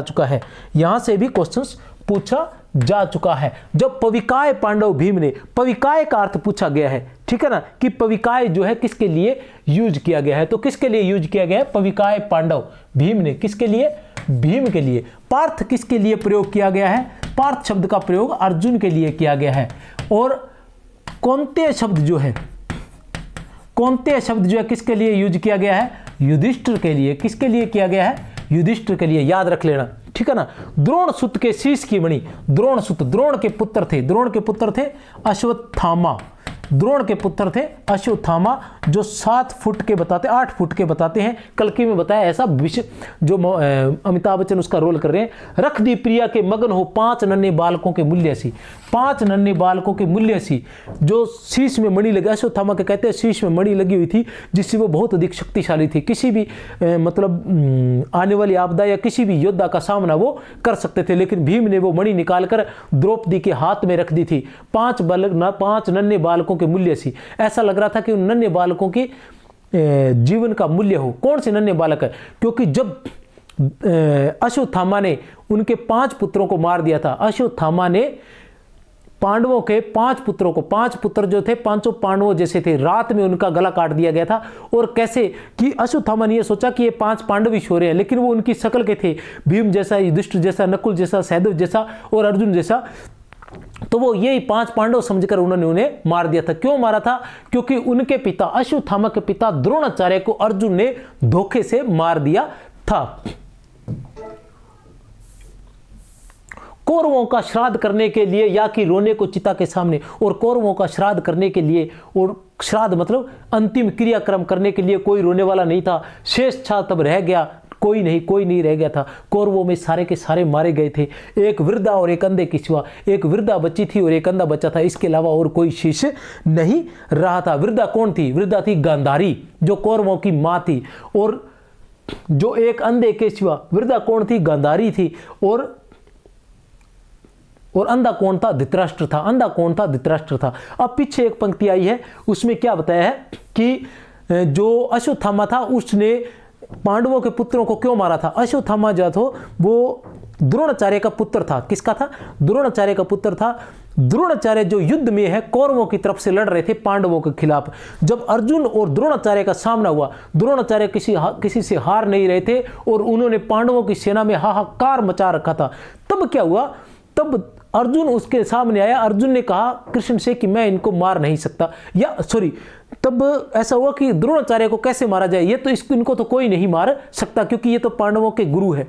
तब क्या हुआ कि ऐसा कहा जाए कि इनको विचलित किया जाए, अगर ये विचलित होंगे तब हम इनको मार सकते हैं। तो विचलित कैसे किया जाए? तो ऐसा हुआ कि हम कहें कि इनके पुत्र की मृत्यु हो गई है, लेकिन भी अश्वत्थामा मारा गया, तो ऐसा कहे कौन? तो ऐसा ये और किसी से तो मानेंगे नहीं, इनको पता है कि सारे झूठ बोल सकते हैं। तो इन्होंने कहा युधिष्ठिर से कहलवाया जाए कि अश्वत्थामा मारा गया। जब युधिष्ठिर के पास गए कि आप बताइए, कहिए कि द्रोणाचार्य को कहिए कि अश्वत्थामा मारा गया, तो युधिष्ठिर कहते मैं तो झूठ बोलता नहीं हूं, ठीक है ना। तब उनको कहा कि आप ऐसे बोलिए अश्वत्थामा हतो नरो व कुंजरो, कि अश्वत्थामा मारा गया, वो मनुष्य था या हाथी था ये पता नहीं है। ये अर्ध सत्य माना जाता है जो जग जाहिर है। इसी के लिए, क्योंकि युधिष्ठिर ने कभी झूठ नहीं बोला था, लेकिन ये झूठ बोला, ये कपट खेला था युधिष्ठिर ने, ठीक है ना। तो उन्होंने कहा कि अश्वत्थामा हतो नरो व कुंजरो। ऐसा कहते ही द्रोणाचार्य जी विचलित हो गए, उनके हाथ से धनुष गिर गया और इसका लाभ उठाकर अर्जुन ने उनको मौत के घाट उतार दिया था। और इसी का बदला लेने के लिए अश्वत्थामा ने पांडवों के 5 पुत्रों को मार दिया था। और अभिमन्यु का जो एक पुत्र था, जो उसकी पत्नी उत्तरा के गर्भ में था, ठीक है ना, उसको भी उसने गर्भ में ही मारने का प्रयास किया था, उसको ब्रह्मास्त्र चलाया था उसको मारने के लिए, लेकिन श्री कृष्ण ने उसे अपने एडी में धारण कर लिया था, ठीक है ना। और उसको मतलब जो बोलते हैं कोढ़ी होने का श्राप दे दिया था, ठीक है ना। और कहा था कि तू हमेशा इसी संसार में रहेगा, इसी दुख के साथ, तुझे हजारों वर्षों तक ये दुख झेलना पड़ेगा, और जब मैं फिर से कल्कि का अवतार लेकर आऊंगा तब तेरा उद्धार करूंगा। तो अभी कह रहे हैं कि आगे पता नहीं कौन सा समय जब कल्कि का अवतार होगा और तब उस अश्वत्थामा का उद्धार होगा। अभी तक अश्वत्थामा उसी रूप के अंदर कोढ़ी रूप में यहाँ विद्यमान है इस संसार में। तो वो थे अश्वत्थामा, ये अश्वत्थामा की कहानी थी, ठीक है ना। चलते हैं 10 पर।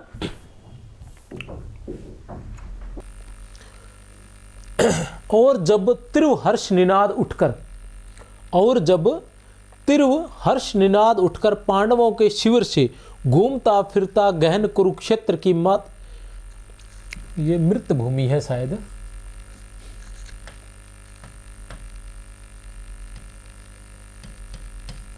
मृत भूमि में लड़खड़ाता सा हवा पार एक स्वर निस्सार सा लौट आता था भटक कर पांडवों के पास ही जीवितों के कान पर मरता हुआ और उन पर व्यंग्य सा करता हुआ। देख लो बाहर महासुनसान है, सालता जिनका हृदय में लोक वे सब जा चुके। कवि क्या कह रहे हैं, और जब तिरु तेज हर्ष निनाद,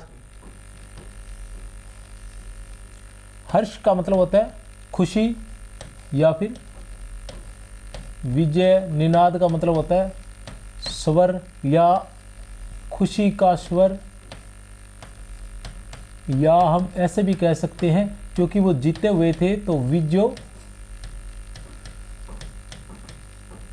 लास भी कह सकते हैं इसे, कि हर्ष का स्वर, उनकी खुशी का स्वर, उनकी जीत का स्वर उठकर पांडवों के शिविर से, जहां पांडव रुके हुए थे युद्ध के अंदर, जो रहने के लिए स्थान बनाए जाते हैं उन्हें शिविर बोला जाता है, ठीक है ना। तो जो पांडवों के स्वर से, पांडव जो जीत की खुशी मना रहे थे, जो शोर हो रहा था उनकी जीत का, नाच गान हो रहा था, ठीक है ना, वो सब क्या है, वो सब का सब शिविर से घूमता फिरता, शिविर से निकलता है और फिर घूमता फिरता गहन कुरुक्षेत्र की मृत भूमि में, कुरुक्षेत्र की जो मृत भूमि है जहां सारे मारे जा चुके हैं, क्योंकि अब वो कुरुक्षेत्र की मृत भूमि हो गई है, क्योंकि अब वहां पर जितने लोग जीवित हैं उससे कहीं अधिक लोग जो है वो मृत हैं। तो वो घूमता फिरता फिर वापस क्या है, लड़खड़ाता सा, किसी तरह से घूम फिर कर आया हुआ है तो लड़खड़ाता सा, हवा पार एक स्वर निसार सा, लड़खड़ाता सा, हवा पार एक स्वर निसार सा, निसार सा मतलब निरर्थक सा, निरर्थक सा या व्यर्थ सा जो स्वर है, मतलब व्यर्थ इसलिए हो गया ना क्योंकि जहां वो जीत का स्वर जहां जाना था वहां वो पहुंच नहीं पाया है, वहां नहीं पहुंच पाया। तो जिस कार्य के लिए हम कोई काम अगर किसी उद्देश्य से करते हैं और वो उद्देश्य की पूर्ति नहीं हो जाती होती है तो वो निरर्थक हो जाता है। इसी तरह जो जीत का जो स्वर था, जीत की जो खुशी थी, उस खुशी का जो स्वर था, बहुत तेज जो स्वर था, वो क्या है, निरर्थक वापस लौट आया है, लड़खड़ाता सा। जब हम हार कर वापस आते हैं तो हम लड़खड़ाते से, निराश से नजर आते हैं। लौट आता है भटकर पांडवों के पास ही, वापस पांडवों के पास ही आ जाता है और उन पर जीवितों के कान पर मरता हुआ। और जीवित, जीवित कौन है, पांडव, ठीक है ना। और पांडवों के कान पर मरता हुआ मतलब समाप्त हो जाता है। जो जीत का स्वर, पांडवों के जीत का स्वर जो उनके खेमे से, उनके शिविर से निकलता है, वो घूम फिरकर निरर्थक सा, लड़खड़ाता सा वापस उनके पास ही आकर मर जाता है, अर्थात समाप्त हो जाता है। और उन पर व्यंग्य ऐसा करता हुआ, साथ में उन पर व्यंग्य भी करता है। क्या करता है, देख लो बाहर महासुनसान है, तुम देख लो बाहर बिल्कुल सुनसान है, मुझे कोई सुनने वाला नहीं है। सालता जिनका हृदय में, लोक वे सब जा चुके। सालता अर्थात जलाता, जिनका हृदय में जलाता वे तो सब जा चुके हैं, अर्थात जिनके साथ युद्ध हुआ था, जिनको विजय का स्वर सुनाना था कि हाँ हम जीत गए हैं, वो तो जा चुके हैं। अर्थात पांडवों और कौरवों की लड़ाई में, पांडवों और कौरवों की लड़ाई में बहुत से, सभी कौरव लोग तो बहुत से मारे गए थे, पांडवों की तरफ से भी बहुत से मारे गए थे और कौरवों की तरफ से तो कौरवों की तरफ से सभी मारे गए थे। मतलब कोई भी दुश्मन शेष नहीं था। कौरवों में सिर्फ दो ही लोग बचे थे, एक गांधारी और एक धृतराष्ट्र, दो ही लोग बचे थे। तो तब वो जो जीत का स्वर है, तब यहाँ पर क्वेश्चन भी बन सकता है कि सालता जिनका हृदय में, लोक वे सब जा चुके। तो यहाँ किसका कथन है, ये किसके उद्गार हैं? तो ये उद्गार किसके हैं? ये हर्ष ध्वनि के, विजय निनाद के स्वर हैं। और लोक वे सब जा चुके, कौन से लोग जा चुके हैं? तो वो शत्रु भी कह सकते हैं हम, अगर कौरव आए तो कौरव भी कह सकते हैं कि वे सभी तो जा चुके हैं। मैं किसका हृदय सालता, किसका ध्वन है? हर्ष निनाद का। यहां क्या है, यहां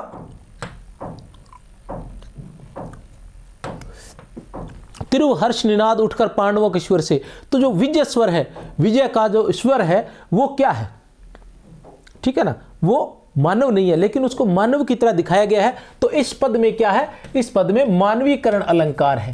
कौन सा अलंकार है, मानवीकरण अलंकार है। त्रिहर्ष निनाद उठकर पांडवों के स्वर से घूमता फिरता गहन कुरुक्षेत्र की मातृभूमि में। इसे देखकर ऐसा लगता है जैसे कोई इंसान घूम रहा हो, लेकिन वो विजय का स्वर है, इसलिए यह मानवीकरण अलंकार है। अब आता है लड़खड़ाता सा हवा पार एक स्वर।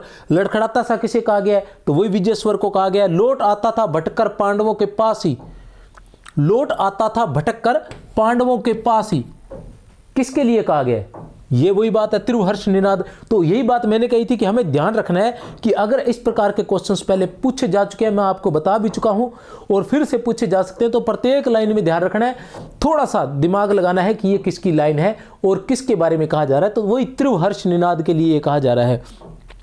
और उन पर व्यंग्य ऐसा करता हुआ, किस पर व्यंग्य करता हुआ, कौन व्यंग्य कर रहा है, किस पर व्यंग्य कर रहा है, हर्ष निनाद, त्रिहर्ष निनाद जो घूमकर वापस आ गया है, विजयोल्लास का जो स्वर है वो घूमकर जो वापस आ गया है, वो किस पर व्यंग्य कर रहा है, पांडवों पर। किस पर व्यंग्य कर रहा है, पांडवों पर वह व्यंग्य कर रहा है। तो ये सारी बातें हमें ध्यान रखनी है। फिर आता है हर्ष के स्वर में छिपा जो व्यंग्य है, कौन सुन समझ उसे, सब लोग तो अर्धमृत से हो रहे आनंद से, जय सुरा की सन सन से चेतना निष्पंद है।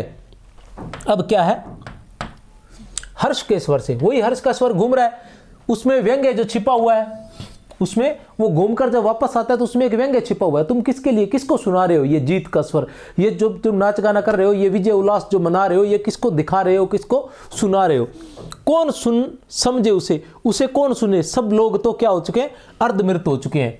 ठीक है ना, आनंद से, विजय के आनंद से सारे अर्धमृत हो चुके हैं, मतलब बेहोश से भी कह सकते हैं।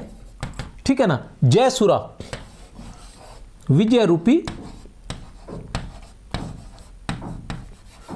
शराब, अर्थात यहां क्या है, रूपक अलंकार है, यह भी ध्यान लगा ले। कौन सा अलंकार है, रूपक अलंकार है। कौन सा अलंकार है, यहां रूपक अलंकार भी है।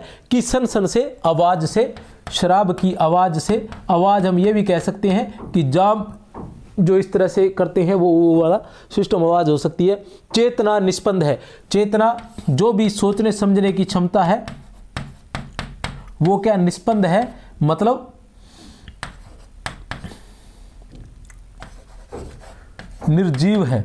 निर्जीव है मतलब कहने से तात्पर्य है कि अत्यधिक शराब पीने के कारण वो बेहोश जैसे हो रखे हैं, उन्हें कुछ भी ध्यान नहीं है, वो निर्जीव जैसे ही नजर आ रहे हैं। उनकी कोई सोच समझ जो है, उनको सोचने समझने की जो क्षमता है वो नष्ट हो चुकी है। किसके कारण, जयसुरा, विजय रूपी शराब, विजय का उनको इतना अधिक नशा हो गया कि वो कुछ भी सोच समझ नहीं पा रहे हैं। वो ये समझ नहीं पा रहे हैं कि तुम किसके लिए जो तुम जीत का जश्न मना रहे हो वो किस पर मना रहे हो। क्योंकि कितनी माताओं के पुत्र जो छिन गए हैं, कितनी पत्नियों के पति छिन गए हैं, न जाने कितना लोग मारे गए हैं, कितने जीव जंतु मारे गए हैं। ठीक है ना, पूरी धरती, पूरा मतलब कुरुक्षेत्र जो है पूरा का पूरा जो है नष्ट हो चुका है। पूरे कुरुक्षेत्र पर लाशें ही लाशें हैं, लहू ही लहू है। किंतु इस उल्लास जड़ समुदाय में, किंतु इस उल्लास जड़ समुदाय में मतलब उल्लास, खुशी में बंधे समुदाय या खुशी में इतने बंध चुके हैं, ठीक है ना, या इतने अधिक वो उस खुशी से जुड़ चुके हैं कि अब उन्हें वो जड़ समान हो चुके हैं। जैसे वो पीछे बता रखा है निर्जीव है, बेहोश है, उसी तरह वो जड़ हो चुके हैं। एक ऐसा भी पुरुष है, लेकिन उन सब में एक ऐसा पुरुष है जो विकल है, व्याकुल है,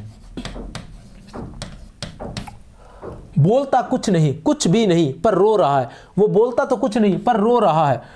मगर चिंतालीन अपने आप में, वह अपने आप में ही चिंताग्रस्त है। तो वो कौन है, वो हम सभी जानते हैं। वो कौन है, युधिष्ठिर है। कौन है वो एकमात्र पुरुष, वो युधिष्ठिर है।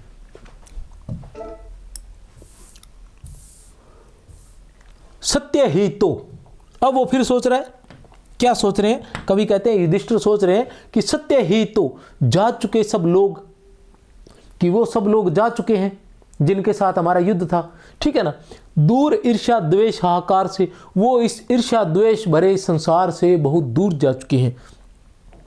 अब उन्हें इस न तो जीत से कोई मतलब है, न इस हार से कोई मतलब है। वो इन सब चीज़ों से बहुत दूर जा चुके हैं। मर गए जो वे नहीं सुनते, जो मर गए हैं वे अब इस विजय उल्लास को नहीं सुनते हैं। हर्ष का स्वर जीवितों का व्यंग्य है। हर्ष का जो स्वर है वो जीवितों के लिए अब एक व्यंग्य है। वो उन पर व्यंग्य कर रहा है कि तुम किसकी जीत, क्या तुम्हारी, क्या तुम वास्तव में जीत पाए हो? जिस शांति की तुम तलाश में थे, क्या तुम्हें वो शांति मिल पाई है? क्या वास्तव में ये तुम्हारी जीत है कि तुमने अपनी पद प्रतिष्ठा या अपने राज्य के लिए या अपनी अहम के लिए जो इतने लोगों को मरने पर मजबूर कर दिया, तो क्या वास्तव में तुम्हारी ये जीत है? तो इस प्रकार का वो व्यंग्य है। स्वप्न सा देखा। अब युधिष्ठिर ने, किसने देखा स्वप्न सा? ध्यान रखना है, किसने देखा स्वप्न सा? युधिष्ठिर ने। किसने? युधिष्ठिर ने स्वप्न सा देखा। सुयोधन कह रहा है। सुयोधन क्या कह रहा है? मतलब युधिष्ठिर ने दुर्योधन को क्या कहकर संबोधित किया है? सुयोधन कहकर ही संबोधित किया है। ओ युधिष्ठिर, सिंधु के हम पार हैं। ओ युधिष्ठिर क्या कह रहे हैं? स्वप्न देखा कि उसे लगा कि दुर्योधन जो, सुयोधन जो वो आया हुआ है और वो युधिष्ठिर से कह रहा है कि ओ युधिष्ठिर, सिंधु के हम पार हैं। सिंधु अर्थात इस संसार के, इस संसार के हम पार जा चुके हैं। तुम चिढ़ाने के लिए जो कुछ कहो, किंतु कोई बात हम सुनते नहीं। तुम हमें चिढ़ाने के लिए जो कुछ मर्जी कह लो, हम कुछ नहीं सुनने वाले हैं। तो ओ युधिष्ठिर, सिंधु के हम पार हैं, ऐसा किसने कहा था? पूछा जा सकता है। तो किसने कहा था? सुयोधन ने।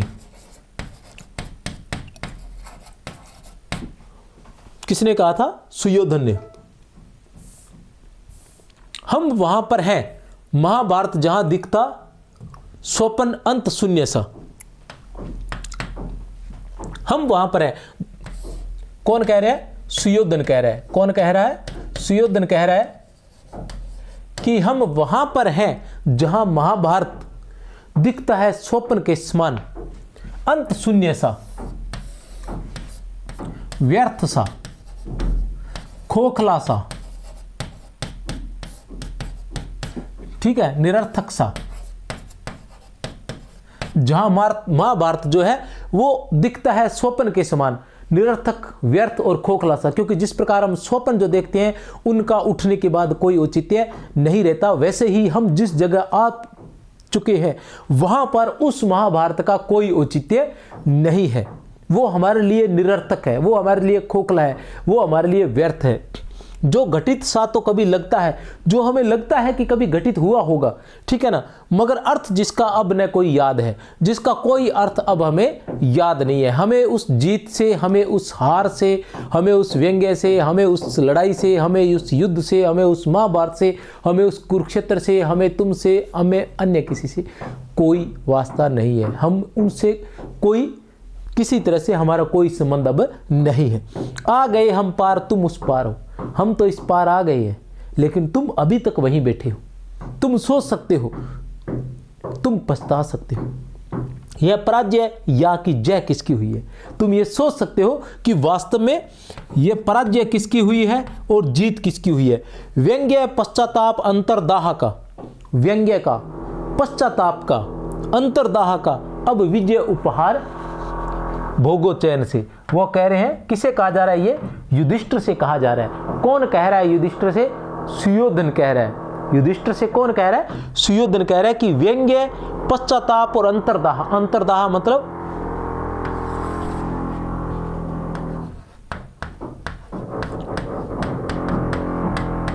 हृदय को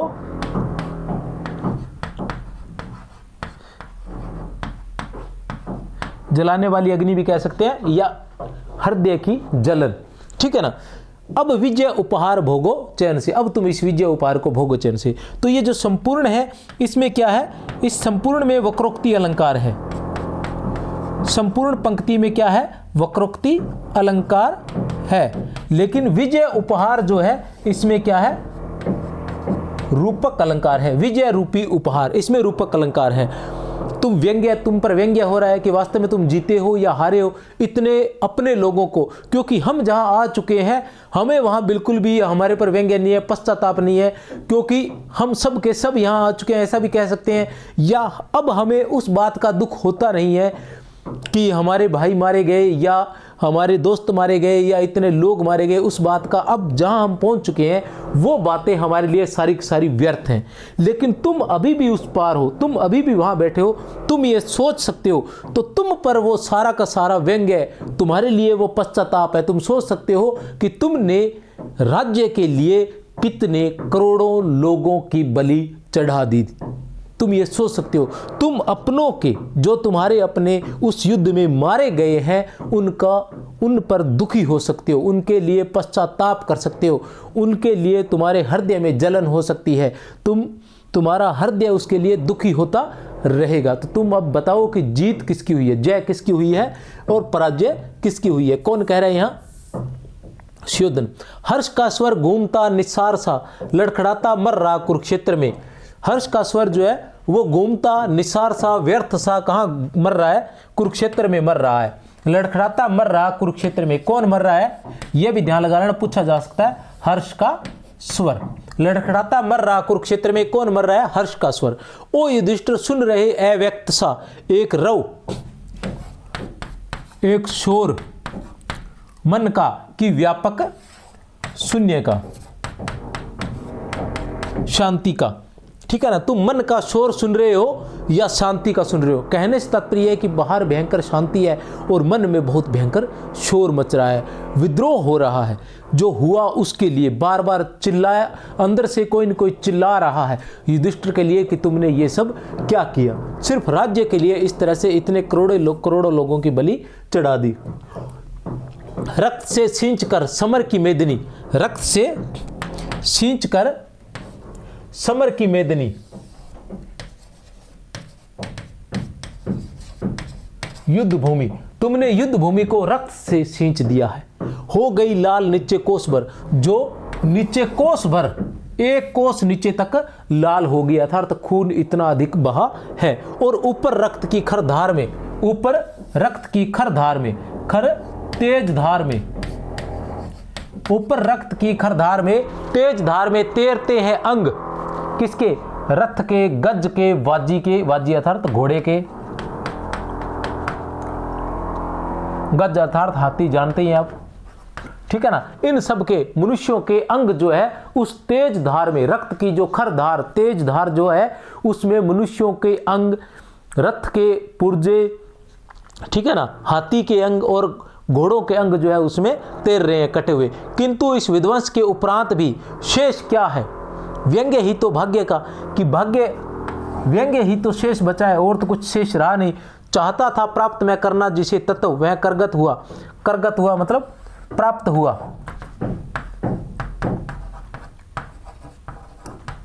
या उड़ गया, वो प्राप्त हुआ या उड़ गया, ऐसा कौन सोच रहा है? युधिष्ठिर सोच रहे हैं। युधिष्ठिर क्या सोच रहा है कि चाहता था प्राप्त मैं करना जिसे, क्या प्राप्त करना चाहता था? शांति प्राप्त करना चाहता था, कि युद्ध के बाद एक शांति होगी, लेकिन वो मिली या नहीं मिली, या उड़ गई। मतलब वो व्यंग्य हो रहा है कि कहां मिली है मुझे वो शांति। सत्य ही तो मुष्टिगत करना जिसे चाहता था, सत्य ही तो, यह सत्य ही तो है कि जिसे मुष्टिगत मतलब मुट्ठी के अंदर बंद करना चाहता था।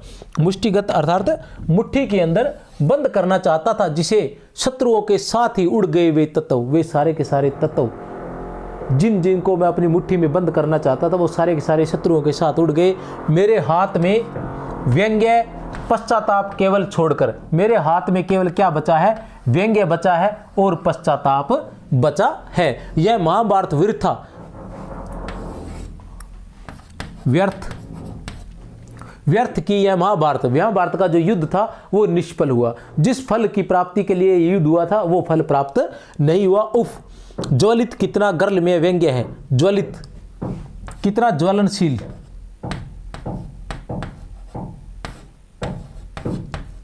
और जहर में, जहर युक्त ये व्यंग्य है। 5 ही मतलब ये व्यंग्य भी कितना जलाने वाला और कितना जहर से युक्त, जहर के समान घातक है। कौन सा व्यंग्य? कि 5 असहिष्णु नर के द्वेष से हो गया संहार पूरे देश का। ये जो बात है 5 असहिष्णु, 5 पांडवों, 5 असहिष्णु नर के द्वेष से हो गया संहार पूरे देश का। 5 ही असहिष्णु। कौन सा व्यंग्य है? ये व्यंग्य है ज्वलित कितना गर्ल में व्यंग्य है। कौन सा व्यंग्य? व्यंग्य ये है कि सब कहेंगे, क्या कहेंगे? कि 5 असहिष्णु नरों के द्वेष में पूरा का पूरा देश जो है, पूरे देश का संहार हो गया है, मारा गया। पूरा का पूरा देश जो है वो मारा गया।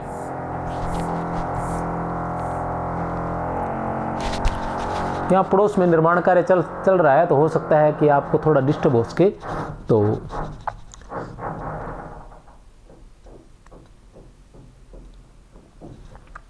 द्रौपदी हो दिव्य वस्त्रालंकृत। वो कह रहे हैं, युधिष्ठिर कह रहे हैं कि हम क्या सोचते थे? हम ये सोचते थे कि द्रौपदी भी दिव्य वस्त्रालंकृता, मतलब दिव्य जो इस संसार के न हो, ठीक है ना, ऐसे वस्त्र पहने, ऐसे अलंकार पहने, ऐसे आभूषण पहने, और हम भोगे अहम में, और हम भी अहंकार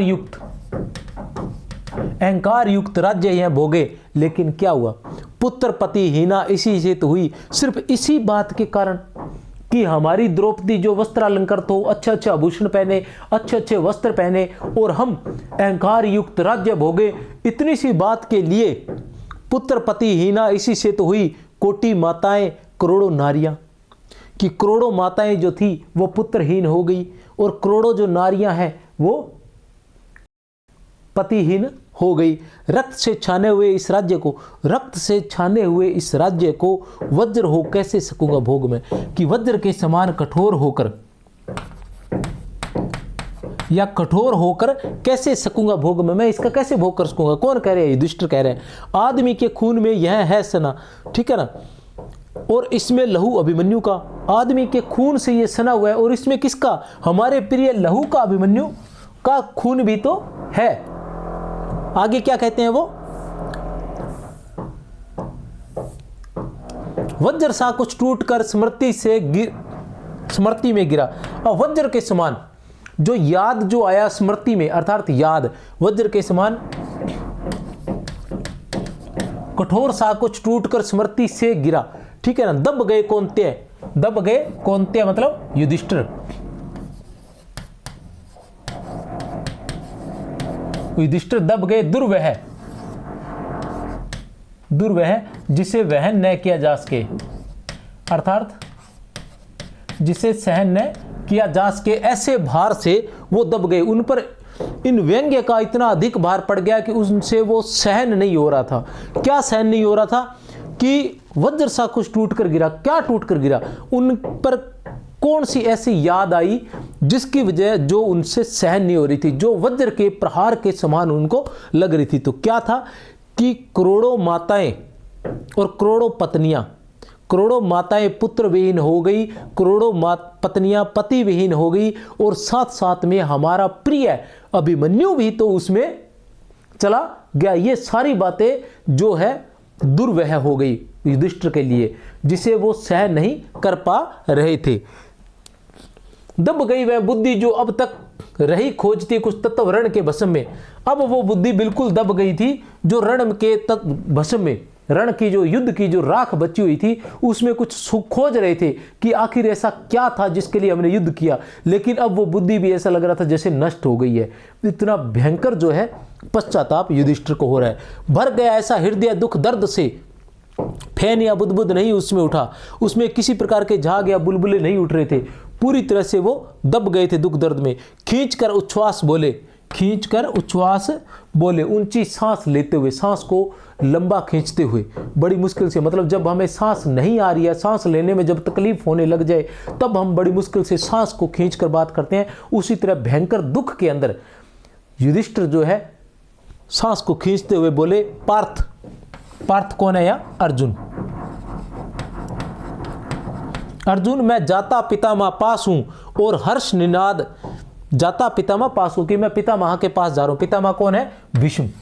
मैं भीष्म के पास जा रहा हूँ, पितामह के पास जा रहा हूँ। इसके आगे जो, क्योंकि इसीलिए तो जो प्रथम सर्ग है उसको भूमिका के रूप में ही कहा गया है कि प्रथम सर्ग जो है इसकी भूमिका के रूप में है। तो अब ये यहाँ से भीष्म के पास जाते हैं और फिर भीष्म के पास जो है इनके संवाद होते हैं। फिर जो रामधारी दिनकर जो है वो युद्ध से संबंधित अपने विचार व्यक्त करते हैं। कुल 7 सर्ग है, ये भी आपको ध्यान है। और हर्ष निनाद अंत शून्य सा, जो हर्ष का निनाद था, जो विजय का स्वर था, अंत शून्य सा मतलब अंत शून्य सा, व्यर्थ सा लड़खड़ाता मर रहा था वायु में, और विजय का स्वर जो था वो लड़खड़ाता सा वायु के अंदर मर रहा था। तो ये सारा का सारा वज्र सा कुछ टूट कर गिरा। ये जो पद है अंतिम पद, मैंने पहले बताया था प्रथम पद से कितने, भूमिका से आज तक कितने क्वेश्चंस आए हुए हैं? 2, और प्रथम पद से 2, और अंतिम पद से 3 क्वेश्चंस आए हुए हैं। अंतिम पद से 3 प्रश्न आए हुए हैं, और वो प्रश्न सारे के सारे कहाँ हैं? पार्थ में जाता पितामह पास हूं और हर्ष निनाद पार्थ में जाता, खींच कर उच्छ्वास बोले सिर्फ वे, पार्थ में जाता पितामह पास हूं। ये कथन किसका है? ये उद्गार किसके हैं? युधिष्ठिर किसके पास जा रहे हैं? इस प्रकार से क्वेश्चंस हैं। तो ये इस प्रकार से कुरुक्षेत्र के प्रथम सर्ग की संपूर्ण व्याख्या मैंने करवाने का प्रयास किया। उम्मीद करता हूँ आपको पसंद आई होगी। इसी के साथ जय हिंद, जय भारत और बहुत बहुत शुभकामनाएं। अगर अच्छा लगे तो शेयर अवश्य कर दिया करें। बहुत अधिक मेहनत करनी पड़ती है, पीछे 4 दिन से मेहनत करने के बाद ये वीडियो लेकर आया हूँ। पुनः आपका बहुत बहुत धन्यवाद और बहुत बहुत शुभकामनाएं। जय हिंद, जय भारत।